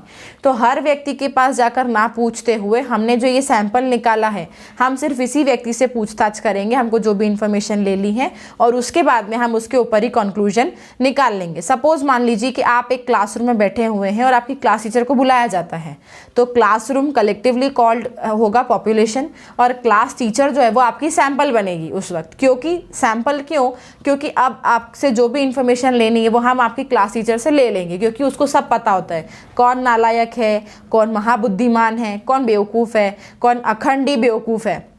ठीक है, मतलब इतना ज़्यादा हद पार कर दी उन्होंने। ठीक है, तो वो आपकी मैडम को सब पता होता है। तो हमारी पॉपुलेशन कौन हो गई, हम लोग, हमारे क्लासरूम के बच्चे, और आपका रिप्रेजेंटेटिव जो सैंपल बनेगा वो कौन बनेगा, आपका क्लास मॉनिटर भी बन सकता है। ठीक है, मॉनिटर भी आपका सैंपल बन सकता है और आपकी क्लास टीचर भी, क्योंकि वो आपके बारे में हर इन्फॉर्मेशन जानते हैं तो वो बता सकते हैं आपको। ठीक है, तो ये आप लोगों को कंप्लीटली पता होना चाहिए, किसी भी शब्द के अंदर कन्फ्यूजन मत रखना। पॉपुलेशन कलेक्टिव सेंसस होता है और सैंपल जहाँ पर आप 2-4 रिप्रेजेंटेटिव को लेकर आते हो और जिस भी इंफॉर्मेशन जो भी इन्वेस्टिगेट करना है आपको वो इन्फॉर्मेशन आप लोग उन लोगों से ले लेते हैं। अब है मेथड्स ऑफ सैम्पलिंग। सेंसस तो यूं ही हो जाता है कि आपने सोच लिया कि मुझे इतने लोगों से बात करनी, तो आपने सेंसस दे दिया कि हाँ मुझे इनसे बात करनी है। अब सैंपल निकालने के लिए बहुत सारी चीज़ें होती हैं। सबसे पहला होता है रैंडम सैम्पलिंग। रैंडम सैम्पलिंग में क्या होता है कि हर किसी के पास में इक्वल चांस होता है बताने का या सिलेक्ट करने का। ये डायरेक्टली आप लोगों का प्रोबेबिलिटी जो चैप्टर होता है ना, जहाँ पर every item has equal chance of getting selected वाली बात की, हर किसी की प्रोबेबिलिटी 1 है यहाँ पर कि हर कोई आ सकता है। ठीक है, रैंडम सैम्पलिंग में कि किसी से भी पूछ सकते हैं, कोई सा भी सेकंड व्यक्ति, थर्ड व्यक्ति, फोर्थ व्यक्ति, किसी से भी ले सकते हैं। ठीक है, अब पर्पजिव सैम्पलिंग क्या होती है, जहाँ पर आपको पता है कि आपको किससे बात करनी है, वहाँ पर आपको मालूम है। रैंडम में आपको पता नहीं होता है कि आपको किससे बात करनी है, आप जाते हो, आप ऐसे मतलब वो बोलते हैं ना कि इसको बुला दो, इसको बुला दो, ऐसे बात करते हो। लेकिन पर्पजिव में आपके माइंड में ऑलरेडी इमेज बनी हुई है कि आपको किससे बात करनी है और क्या इन्फॉर्मेशन लेनी है। तो हो सकता है पर्पजिव कौन हो जाएगा कि जहां आपने क्लासरूम के टीचर से बात करनी है तो ऑलरेडी यू नो कि आपको किससे कॉन्टैक्ट करना है। ठीक है, तो वो आप लोगों के लिए हो जाएगी पर्पजिव सैम्पलिंग। अब स्ट्रैटिफाइड सैम्पलिंग क्या होती है, ये होती है कि जहाँ पर आपकी पॉपुलेशन के ग्रुप को 2 अलग अलग उसमें डिवीजन में बांट दिया जाता है। कोई भी डिवीजन हो सकता है, मेल फीमेल डिवीजन हो सकता है, स्किल्ड अनस्किल्ड हो सकता है, एजुकेटेड अनएजुकेटेड हो सकता है, बहुत सारी चीज़ों में। तो फिर आप एक ग्रुप बनाओगे और दो ग्रुप बनाओगे और एक ग्रुप के अपने अपने रिप्रेजेंटेटिव से आप लोग बात करेंगे। ठीक है, तो ये होती है स्ट्रैटिफाइड, जहाँ पर आप स्ट्रैटाज निकालते हैं। स्ट्रैटा मतलब ग्रुप, आप 2 ग्रुप को बना लेते हो, फिर उन ग्रुप के इंडिविजुअल से आप बात करते हो। ठीक है, कैप्टन बोल लो या उनके रिप्रेजेंटेटिव को बोल लो, तो आप उनसे बात करते हो और आप उस पर्टिकुलर ग्रुप के बारे में इंफॉर्मेशन पता कर लेते हो। फिर होती है सिस्टमैटिक सैम्पलिंग, जहाँ पर आपको पता है, मतलब area wise, geographical area wise, clock wise, anti clock wise, alphabetically, numerically, आप सिस्टम वाइज जाते हो वहाँ पर। ठीक है, सिस्टमैटिक सैम्पलिंग में यही है कि जहाँ पर आपने हर व्यक्ति को एरिया वाइज न्यूमेरिकल वाइज और अल्फ़ाबेटिकली बांट रखा है, ठीक है, ए नाम वाले, बी नाम वाले, और फिर आपने बोल रखा है कि हर 10th आइटम से हम लोग यहाँ पे बात करने वाले हैं। तो सपोज मान लो कि अगर कोई सा 5th आइटम सिलेक्ट हो गया, रैंडम सैम्पलिंग है ये, तो वो स्टेट सिलेक्ट हुई, 5th आइटम का नाम आ गया, तो फिर हर 10th आइटम मतलब 5 + 10 15th आइटम, फिर 25th, ऐसे करके 95 तक आप लोग सैम्पलिंग करेंगे। अगर 100 लोगों का आप लोग सर्वे कर रहे हो तो हर अगले 10th आइटम से बात करोगे आप लोग उस जगह पे, ठीक है। तो सिस्टमैटिक में आप जो आपकी पॉपुलेशन है उसको आप न्यूमेरिकली, अल्फ़ाबेटिकली और ज्योग्राफिकली डिवाइड करते हो और हर nth आइटम से आप लोग बातचीत करते हो। कोटा सैम्पलिंग होती है हमारे लिए जहाँ पर एक बहुत बड़ी पॉपुलेशन को अलग अलग ग्रुप्स और अलग अलग क्लासेस के अंदर डिवाइड कर देते हैं। सपोज मान लीजिए कोटा सैम्पलिंग अगर हम स्कूल की करें तो स्कूल में बहुत सारे क्लासेस होते हैं, बहुत सारे ग्रुप्स होते हैं, टीचर्स का स्टाफ अलग होता है, स्टूडेंट्स में अब पढ़ने वाले, नालायक, तो इन सब चीज़ों को जब आप बांटते हो और एक एक रिप्रेजेंटेटिव को बुलाकर उससे जब आप लोग इन्फॉर्मेशन निकलवाते हो तो वो कहलाती है हमारे लिए कोटा सैम्पलिंग। अब कन्वीनियंस सैम्पलिंग ये होती है जहाँ पर जो इन्वेस्टिगेटर है उसके कन्वीनियंस के हिसाब से आप सैंपल कर रहे हो, ठीक है, उसको ज़्यादा मशक्क़त करनी नहीं है, उसने बोल दिया कि मुझे इसी व्यक्ति से बात करनी है, आप उसे बुला दीजिए और वो उससे अपनी इन्वेस्टिगेशन ले लेगा। वो इतनी झंझट करेगा ही नहीं कि रैंडम सैम्पलिंग करेगा कि इतने लोगों को इकट्ठा करो फिर मैं उससे बात करूँगा। वो अपने कन्वीनियंस के हिसाब से कि मुझे इसी व्यक्ति से बात करनी है और आप उसे बुला दीजिए, तो वो अपनी इन्वेस्टिगेशन उस पर्टिकुलर व्यक्ति से ले लेगा। अब इसमें कई बार चांसेस ये होते हैं कि वो अपने मनपसंद व्यक्ति को बुला ले और अपनी इन्फॉर्मेशन को झूठा बता सकता है, ठीक है। बायसनेस ज़्यादा है कन्वीनियंस सैम्पलिंग के अंदर और एक पर्पसिव में, जहाँ पर आप अपने पर्टिकुलर व्यक्ति से ही बात कर रहे हो, ठीक है, वहाँ पर रैंडम सैम्पलिंग अलाउड नहीं है।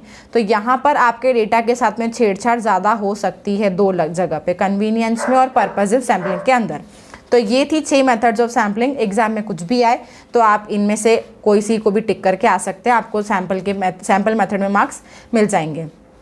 अब एक और चैप्टर ख़त्म हो गया है, सेकंड जो हमारे लिए 3rd चैप्टर है वो रहेगा ऑर्गेनाइजेशन। हम लोगों ने डेटा को कलेक्ट कर लिया, कलेक्ट करने की हम लोगों ने प्रोसेस देख ली। अब हमारे पास में ऑर्गेनाइजेशन का मतलब होता है कि अब आपने जो इन्फॉर्मेशन कलेक्ट करी है उसको आपको ऑर्गेनाइज करना है, उसको आपको प्रिपेयर करना है, प्रेजेंट करना है, ठीक है। तो ऑर्गेनाइज करने का मतलब होता है arrangement of figures in such a form that comparison is possible. जहाँ पर आपने जो भी इंफॉर्मेशन कलेक्ट करी है उसको आप कंपैरेटिवली फ्री बना रहे हो, ठीक है, कि वो कंपैरिजन करने में हमारे लिए इजी हो जाए, तो वो आपके लिए हो जाता है ऑर्गेनाइजेशन ऑफ डेटा। अब बहुत सारे ऑर्गेनाइजेशन होते हैं, 10th क्लास में हम लोगों ने पढ़ा था टेलीमार्क्स, ठीक है, क्लास इंटरवल्स, फ्रीक्वेंसी टेबल, तो वो सारी चीज़ें आपके ऑर्गेनाइजेशन के अंदर आ जाती है। हाँ, तो ऑर्गेनाइज जब आप लोग डेटा को कर देते हैं तो उससे और बाकी चीज़ों के लिए आपको फैसिलिटीज़ मिल जाती हैं या बहुत सारी चीज़ें पॉसिबल हो जाती, ठीक है। वो क्या पॉसिबल होता है तो ये आगे देखते हैं। सबसे पहले आता है क्लासिफिकेशन। डेटा जो कलेक्ट करा है उसको क्लासीफाई करना है अलग अलग ग्रुप्स में, अलग अलग चार्ट्स में। सपोज मान लो एक गांव का डेटा निकाला, एक शहर का निकाला है, एक इंडिया का निकाला है, एक यूएसए का निकाला है, तो वो अलग अलग जगहों पर अलग अलग क्लासिफिकेशन की मैंने किस चीज़ के बारे में इंफॉर्मेशन निकाली है, तो आपको क्लासीफाई करना है सिमिलरिटी और डाइवर्सिटी के ऊपर, ठीक है। जो डेटा सिमिलर है उनका एक ग्रुप, जो डेटा डाइवर्स है उनका एक ग्रुप, ठीक है। तो उसको आपको क्लासीफाई करना और ग्रुप्स में अरेंज करना है, तो वो आपके लिए कहलाता है क्लासिफिकेशन। फिर है आपके पास में बेसिस। अब किस चीज़ के ऊपर आप क्लासिफिकेशन कर सकते हैं? सबसे पहले ज्योग्राफिकल या फिर स्पैटियल। ज्योग्राफिकल को स्पैटियल डेटा भी बोलते हैं या स्पैटियल क्लासिफिकेशन भी बोल सकते हैं। सपोज मान लो आपने नॉर्थ एरिया का आपने कुछ डेटा निकाला है और साउथ का भी निकाला है, तो इन दोनों को आप दो अलग अलग ज्योग्राफीज में बांटोगे। सबसे पहला नॉर्थ डेटा होगा, फिर होगा साउथ डेटा, ठीक है। ऐसा नहीं दोनों मिक्स ही कर दिए। तो आप बेसिस किसके ऊपर ले सकते हैं? ज्योग्राफिकल बाउंड्रीज के ऊपर कि आपने किस जगह का डेटा निकाला है। क्रोनोलॉजिकल, ABCD टाइम वाइज, ठीक है। आप लोग जैसे क्रोनोलॉजिकल में क्या हो सकता है, अगर हम एक फर्म के बारे में इन्वेस्टिगेशन कर रहे हैं, उसके प्रॉफिट्स के बारे में। सपोज मान लीजिए कि फर्म ए का प्रॉफिट 2015 में था 1 लाख रुपए, 2016 में था 2 लाख रुपए और 2017 में था 5 लाख रुपए। तो ये आपका क्रोनोलॉजिकली डिवाइडेड है, ठीक है, जमा हुआ है कि हर ईयर वाइज लाइन वाइज वो हमको प्रेजेंटेड है। क्रोनोलॉजिकल का मतलब होता है जहां पर आप टाइम वाइज या फिर सीक्वेंस वाइज जाते हो। सपोज मान लो किसी फर्म का आपको प्रॉफिट रेशियो देखना है या प्रॉफिट परफॉर्मेंस देखनी है, तो आप 2015 या किसी भी पास्ट 3 ईयर या पास्ट 5 ईयर्स के आप उसके क्रोनोलॉजिकल ऑर्डर को निकालोगे और उससे कंपैरिजन बना लोगे। तो एक क्लासिफिकेशन ये होता है कि जहां आप क्रोनोलॉजिकल चीज़ को फॉलो करते हैं। एक होता है क्वालिटेटिव, ठीक है, डेटा हमें तो क्वांटिटेटिव ही चाहिए, लेकिन हमें उसकी क्वालिटी भी चाहिए कि हमारा स्टाफ कितना एफिशिएंट है, कितना हार्ड वर्किंग है। तो ये आपको परफॉर्मेंस पे दिखेगा कि आपकी फैक्ट्री परफॉर्मेंस, आपका जो फर्म है वो परफॉर्मेंस कैसा कर रही है। ठीक है, फिर है क्वांटिटेटिव या न्यूमेरिकल, जहाँ पर आप ये देख सकते हैं कि आप बहुत सारी कलेक्टिवली फर्म का आप जज कर रहे हो या परफॉर्मेंस देख रहे हो। सपोज मान लो कि आप अपने एरिया के इंडस्ट्रियल एरिया में गए और वहाँ पे अलग अलग फर्म से आपने अपनी इन्वेस्टिगेशन करी और वहाँ जाकर आपने हर किसी के मैनेजर से या किसी भी व्यक्ति से बात करी और बोला कि आपके यहाँ पे फर्म में प्रॉफिट कितना हुआ, एक ईयर का आप पता कर रहे हो। तो सपोज मान लो अगर 2021 की ही बात करें, 2021 में आपने पता करा कि हमारे फर्म में जो ऐसी 5 फर्म्स हैं जिनका प्रॉफिट जो है वो +5 लाख रुपीज़ है। ठीक है, और फिर ऐसी 4 फर्म है जिनका प्रॉफिट जो है वो +4 लाख रुपीज़ है। तो ये आप कलेक्टिवली क्वांटिटेटिव या न्यूमेरिकल में जा रहे हो कि आपने ऐसी 5 फर्म को ढूंढा है जिसका प्रॉफिट जो है 5 लाख रुपए से ज़्यादा होता है। ऐसी 4 फर्म्स है हमारे एरिया में जिसका प्रॉफिट 4 लाख से ऊपर होता है। खैर प्रॉफिट और ज़्यादा होता है पर ठीक है, फॉर एग्जाम्पल इमेजनरी। तो ये आपका हो जाता है क्वांटिटेटिव या न्यूमेरिकल एक्सप्रेशन के अंदर क्लासिफिकेशन करना। ठीक है, मैनीफोल्ड के अंदर आपके पास में एक से ज़्यादा कैरेक्टरिस्टिक्स जो होती हैं वो डिवाइडेड होती हैं। सपोज मान लो पहले जो लोग हो गए मेल फीमेल हो गए, मेल फीमेल के बाद में रूरल और अर्बन, फीमेल में रूरल कितनी है और अर्बन कितनी है, उसके बाद में रूरल के अंदर लिटरेट कितनी है, इलिटरेट कितनी है, स्किल्ड कितने हैं, अनस्किल्ड कितने। तो मैनीफोल्ड में आपके पास में एक से ज़्यादा कैरेक्टरिस्टिक्स होता है आपके डेटा का। ठीक है, तो ये आपके क्वालिटेटिव का क्लासिफिकेशन है जहाँ पे सिंपल और मैनीफोल्ड डेटा आपको मिलता है। अब आपके पास में कॉन्सेप्ट ऑफ वेरिएबल। अब वेरिएबल वो व्यक्ति होता है जिसके लिए आप सारी इन्फॉर्मेशन इन्वेस्टिगेशन करके ला रहे हो। ठीक है, जैसे अ कैरेक्टरिस्टिक्स और uh phenomenon which is capable of being measured, जिसके बारे में आप उसको मेजर कर रहे हैं या जिसको इन्वेस्टिगेट कर रहे हो, and changes it's value over time. जैसे हमने प्रॉफिट निकाला था तो ज़रूरी थोड़ी ना है कि हर साल हमें 1 लाख की प्रॉफिट होगा, आने वाले साल में ज़्यादा भी हो सकता है या कम भी हो सकता है। तो वो अपने नेचर को चेंज करेगा, अपनी वैल्यू को भी चेंज करेगा, साथ ही साथ जिसके ऊपर इन्वेस्टिगेशन होती है वो मेरे लिए बन जाता है वेरिएबल।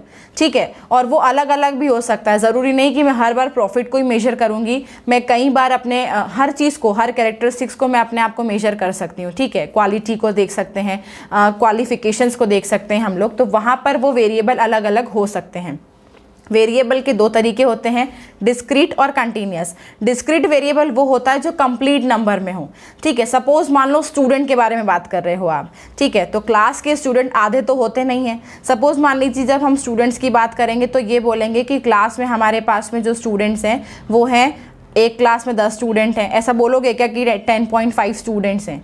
ठीक है, तो डिस्क्रीट वेरिएबल जो होता है वो होता है कंप्लीटनेस होती है उसके अंदर। ठीक है, कि वो आधा अधूरा नहीं होता है। लेकिन कंटिन्यूस वेरिएबल ऐसा होता है जहाँ पर आपकी सीरीज चलती जाती है। सपोज मान लो हाइट के बारे में बात हो रहा है या वेट के बारे में या मार्क्स के बारे में बात हो रही हो उसी क्लास के स्टूडेंट्स की, तो वो रेंज ऐसे बन सकती है कि किसके मार्क्स 10 to 15 के बीच में आए हैं। ठीक है, तो ये कंटिन्यूस सीरीज के अंदर काम हो सकता है। लेकिन डिस्क्रीट वेरिएबल वो होता है जो कि कंप्लीटनेस है जिसके साथ में, जिसका अपने आप में पूरा का पूरा नंबर है, वो ना तो आधा होगा, ना 75% होगा, ना 25% होगा, वो अपने आप में 100% कंप्लीटनेस रखता है। अब आपके पास में है रॉ डेटा। रॉ डेटा का मतलब होता है कच्चा। ठीक है, क्रूड, जो कि हमारे पास में अभी सिर्फ बिखरा हुआ सा है, कोई ऑर्गेनाइज नहीं है, वो कुछ क्लासीफाई नहीं किया होगा। जहाँ पर आपने सबसे पहली बार इस चीज़ को लेकर आए होंगे, किसी भी इन्फॉर्मेशन को आपने निकाला होगा, तो वो इन्फॉर्मेशन आपके लिए for the very first time कहलाती है आपके लिए रॉ डेटा। ठीक है, किसी भी इन्फॉर्मेशन के लिए। तो रॉ डेटा को आप लोग फिर सीरीज़ के अंदर फॉर्म करते हो, और सीरीज़ को फॉर्म करने का एक ऑर्डर और सीक्वेंस होता है। ठीक है, सीरीज़ को जब आप लोग बनाते हैं, उसको क्लासीफाई करते हो, अरेंज करते हो टेबुलर फॉर्म में या टेक्सचुअल फॉर्म में, तो वो आपके लिए कहलाता है सीक्वेंस। ठीक है, सम ऑर्डर में आप उसको मैनेज करते हैं।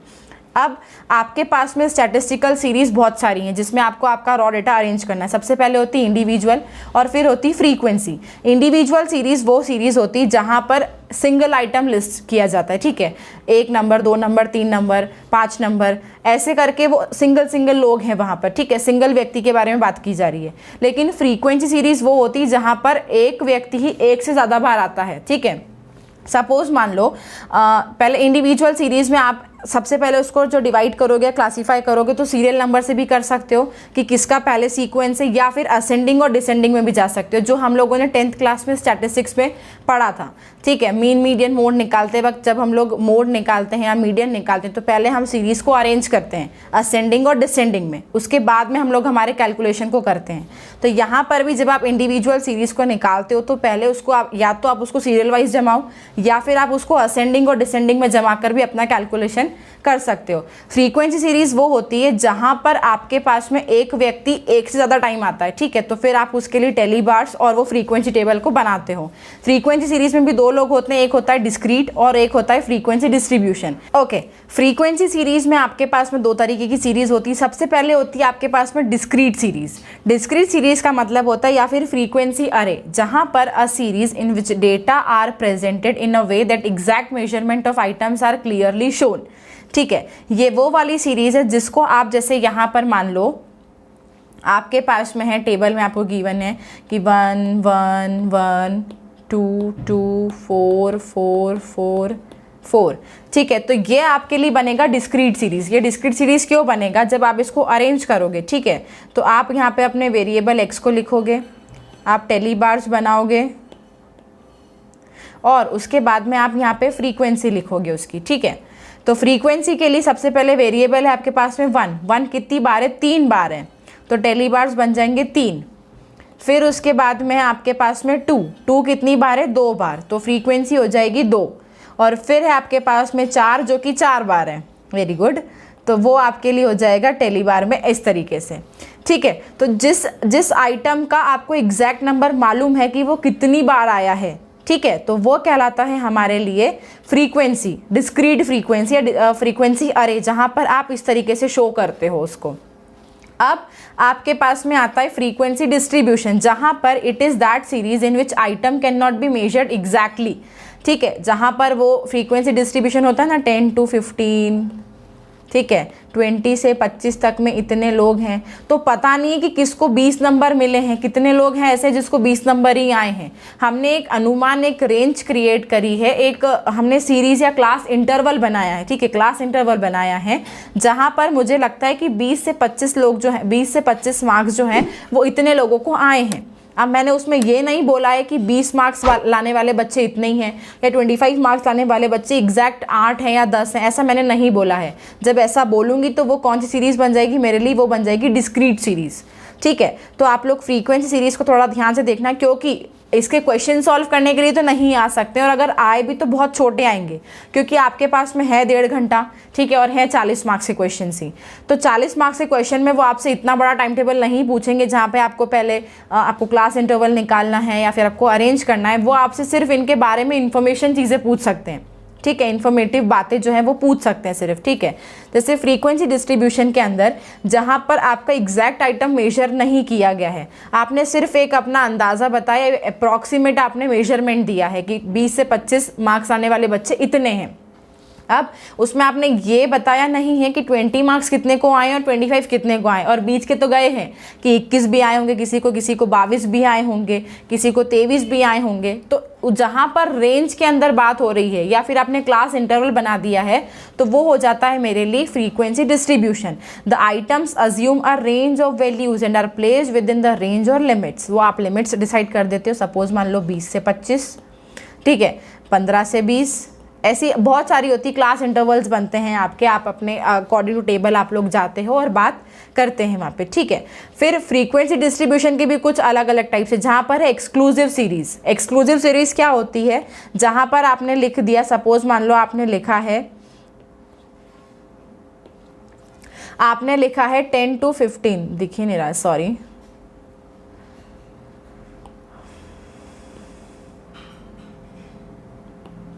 एक्सक्लूसिव सीरीज वो है आप लोगों के लिए जहां पे आपने लिखा कि 10 to 15।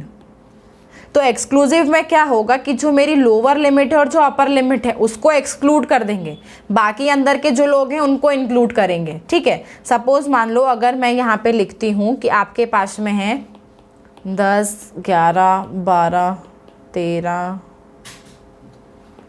14 15 16, ठीक है, तो अब आप लोग अगर देख लें, आप लोग अगर बात करोगे कि 10 to 15 का आपने रेंज बनाया एक्सक्लूसिव सीरीज, तो यहाँ पर आप 10 को भी छोड़ोगे और 15 को भी छोड़ोगे, लेकिन आप किस किस को काउंट कर सकते हो, आप 11, 12, 14 को ले सकते हो, ठीक है। तो एक्सक्लूसिव सीरीज वो होती है जहाँ पर आप आपकी लोअर लिमिट और अपर लिमिट को छोड़ देते हो और उसके बीच के लोगों को ले लेते हो, ठीक है। इंक्लूसिव सीरीज वो सीरीज होती है जहाँ पर आपने अपनी अपर लिमिट में से 1 माइनस कर दिया हो और आपने उसको इंक्लूड कर दिया। जैसे 10 to 15 में से अगर मैं 15 में से 1 माइनस कर दूँ तो ये हो जाएगा 14। तो अब मेरे पास में इंक्लूसिव सीरीज के लिए 10 to 14 मतलब मुझे 10 से लेकर 14 तक जितनी भी चीज़ें हैं उनको मुझे इंक्लूड करना है, वो बन जाती है आप लोगों के लिए इंक्लूसिव, जहाँ पर आपकी लोअर लिमिट और अपर लिमिट इंक्लूडेड है, और एक्सक्लूसिव जहाँ पर आपकी लोअर लिमिट और अपर लिमिट एक्सक्लूडेड है, ठीक है। ओपन एंड सीरीज वो सीरीज होती है जहाँ पर आपकी लोअर लिमिट और अपर लिमिट मिसिंग होती है, ठीक है। मतलब क्वेश्चन कुछ इस तरीके से बन के आता है जहाँ पर लिखा होता है बिलो 5। अब यहाँ पर आपको लोअर लिमिट पता नहीं है और आपको सबसे लास्ट में लिखा रहेगा अबव 20, तो 20 के बाद में अबव कितना, तो आपको अपर लिमिट पता नहीं, तो ये आप लोगों के लिए बन जाती है ओपन एंड सीरीज जहाँ पर आपको ना तो लोअर लिमिट पता है ना तो अपर लिमिट पता है, ठीक है। तो ये आप लोगों की हो जाती है open and series. Cumulative series वो होती है जहाँ पर हर फ्रीक्वेंसी ऐड होती चली जाती है।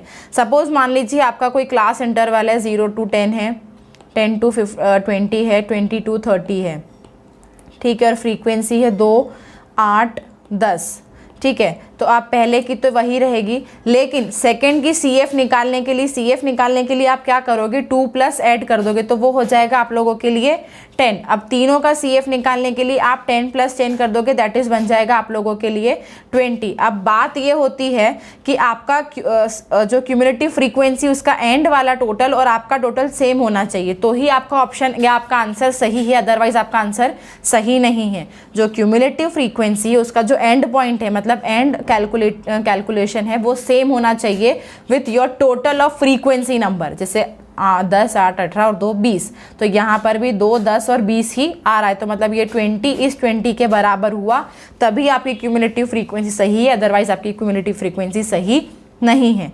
अब क्यूमुलेटिव फ्रीक्वेंसी जो होती है वो आप लोगों के लिए यही होगी कि अगर आपने कोई क्लास इंटरवल लिया है 0 to 10, 10 to 20, 20 to 30 और आपके पास में 2, 8 और 10, ठीक है, और ये आपकी फ्रीक्वेंसी है और ये आपकी CF है, class cumulative frequency. Cumulative frequency का मतलब होता है कि आप हर फ्रीक्वेंसी को ऐड करते जा रहे हैं। जैसे 2 तो 2 ही रहेगा क्योंकि 2 + 0 है, 2 + 8 हो जाएगा यहाँ पे 10 और 10 + 10 हो जाएगा 20। अब बात ये है कि जो ये वाला टोटल है वो इसके टोटल से मैच होना चाहिए।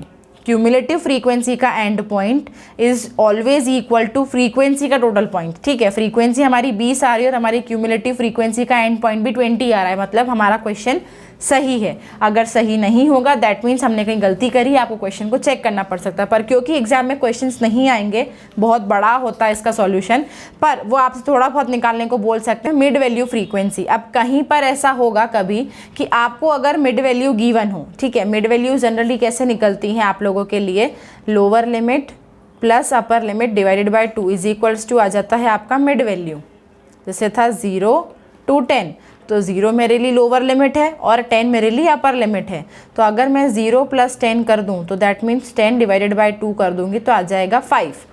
तो ये 5 मेरी क्या बन जाएगी, मिड वैल्यू। अब ये तो होता है फॉर्मूला मिड वैल्यू निकालने का, पर अब जब कभी मिड वैल्यू गिवन होती है तो लोअर लिमिट और अपर लिमिट कैसे निकालते हैं, तो वो इस तरीके से देखते हैं। सपोज मान लो कि आपको मिड वैल्यूज गिवन है इस तरीके से 5, 15, 25, 35 और आपसे बोल दिया कि बताओ कि इसमें ये आपको मिड वैल्यूज गिवन है, आपकी लोअर लिमिट क्या होगी और अपर लिमिट क्या होगी। तो आप लोगों के लिए लोअर लिमिट निकालने का फॉर्मूला जो होता है वो होता है m - 1/2i। बुक में जो आपका फॉर्मूला गिवन है वो इस तरीके से, कैसे कि m का मतलब होता है यहाँ पे मिड वैल्यू, ठीक है। m यहाँ पर सिग्निफाई करता है मिड वैल्यू को, माइनस i का मतलब होता है difference between mid values, difference between mid value. Difference कितने का चल रहा है, 10-10 पॉइंट्स का, ठीक है, 10-10 पॉइंट से आगे बढ़ रही। तो मुझे अगर L1 निकालना है, मतलब लोअर लिमिट निकालनी है, तो पहले की अगर हो जाएगी 5 - 1/2 × 10, ठीक है, तो ये हो जाएगा मेरे लिए 5 माइनस 10/2, तो ये हो जाएगा 10 माइनस 10/2। तो जो भी चीज़ 0/2 हो तो 0 तो 0 ही कर देता है, तो मेरे लिए लोअर लिमिट आ जाएगी 0। अब अगर मुझे अपर लिमिट निकालनी हो, ठीक है, तो अपर लिमिट का फॉर्मूला यहाँ पर होता है आप लोगों के लिए। अपर लिमिट के लिए आप लोगों को सिर्फ प्लस करना होता है यहाँ पे, जहाँ पर आपका फॉर्मूला हो जाता है m plus 1/2i। Mid value थी मेरे पास में 5, 1/2 और डिफरेंस है मेरे पास में 10, ठीक है, तो ये आ जाएगा 5 प्लस 10/2 दैट इज़ 20/2, वो हो जाएगा 10। तो मेरे पास में जो रेंज बनेगी, ये तो मिड वैल्यू था, तो अब मिड वैल्यू हो जाएगी मेरे लिए 5, और इसका क्लास इंटरवल जब बनाऊंगी तो वो हो जाएगा 0 से लेकर 10 तक, ठीक है। अब अगर मिड वैल्यू निकालना हो तो मिड वैल्यू निकालने के लिए फॉर्मूला होता है lower limit plus upper limit upon में 2, तो 0 प्लस 10/2 करोगे तो आंसर 5 ही आएगा, ठीक है। तो ये आपको फॉर्मूला याद रखना है सबसे पहले तो एक, कि अपर लिमिट निकालने के लिए हमको ये फॉर्मूला इस्तेमाल करना है और लोअर लिमिट निकालने के लिए हम लोगों को ये इस्तेमाल करना है, ठीक है। मैं यहीं लिख देती हूँ अच्छे से।